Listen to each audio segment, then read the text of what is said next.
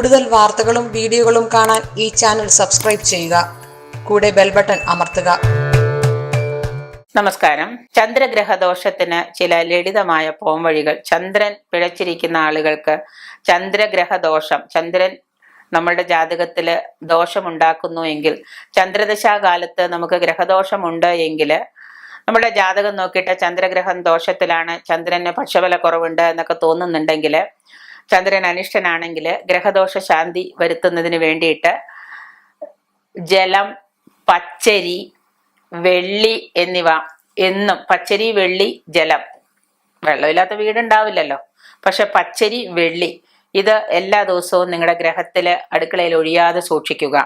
ജലം എന്തായാലും അടുക്കളയിൽ എല്ലാവർക്കും ഉണ്ടാവും, അത് ഉറപ്പാണ്. പിന്നെ വെള്ളി ഏതെങ്കിലും ഒരു വെള്ളിയുടെ എന്തെങ്കിലും ഒരു കൊലുസോ ഒരു പാദസരമോ അല്ല ഒരു അരഞ്ഞാണം അങ്ങനെ എന്തെങ്കിലും.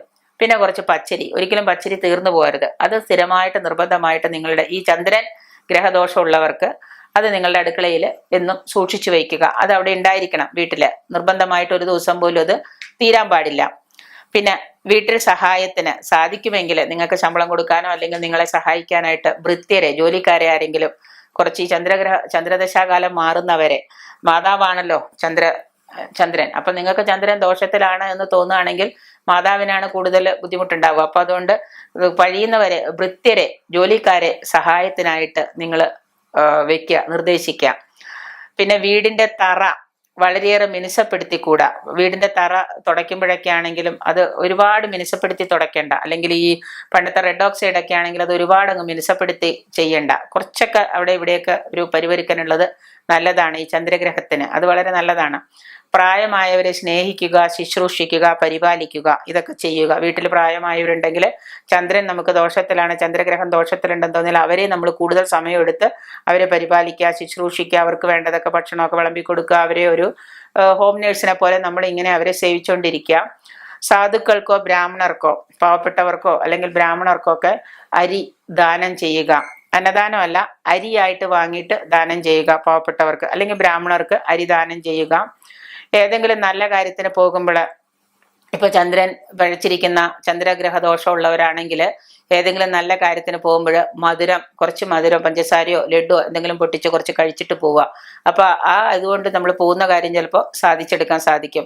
ചന്ദ്രഗ്രഹ ദോഷം ഉണ്ടെങ്കിൽ ചിലപ്പോൾ പോകുന്ന കാര്യത്തിന് നമ്മൾ ദശാകാലത്ത് ചിലപ്പോൾ സാധിച്ചില്ല എന്ന് വരാം. പക്ഷെ ഇങ്ങനെയൊക്കെ ചെയ്യുമ്പോൾ നമ്മുടെ ആ ദോഷങ്ങൾ അങ്ങോട്ട് ഇല്ലാണ്ടായിക്കോളും. പിന്നെ ജലവുമായിട്ട് കൂടുതൽ സമ്പർക്കം പുലർത്തുക, മുങ്ങിക്കുളിക്കുക. വെള്ളത്തിൽ പുഴയിലോ മറ്റോ കുളത്തിലോ പോയിട്ട് മുങ്ങിക്കുളിക്കുക. വെള്ളം തലയിൽ ഒഴിച്ച് കുളിക്കുന്നതിനേക്കാൾ ബെറ്ററായിട്ട് മുങ്ങി കുളിക്കാൻ നോക്കുക. ജലവുമായിട്ട്, അതാണ് ഈ ജലവുമായിട്ട് സമ്പർക്കമുള്ള ആളുകൾ, ചന്ദ്രൻ 10 ചന്ദ്രൻ നിൽക്കുന്ന ആളുകൾക്ക് ഈ നേവിയിലൊക്കെ ജോലി കിട്ടും, നേവിയിലൊക്കെ പോകാൻ കൂടുതൽ താല്പര്യം ഉണ്ടാവുന്നതാണ്, ബോട്ട് ഓടിക്കുക ഇങ്ങനെയുള്ള. അപ്പം ജലവുമായിട്ട് സമ്പർക്കമുള്ള കാര്യങ്ങൾ ചെയ്യാം.